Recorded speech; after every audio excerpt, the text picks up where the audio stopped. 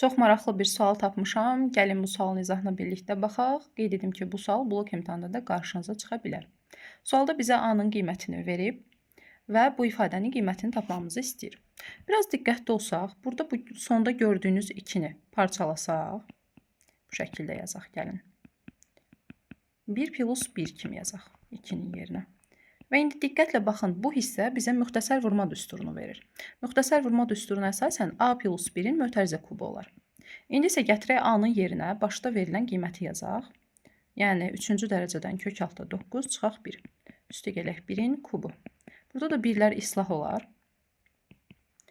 Qalar demək 3-cü dərəcədən kök altda 9-un kubu. Üstə gələk bu 1 idi.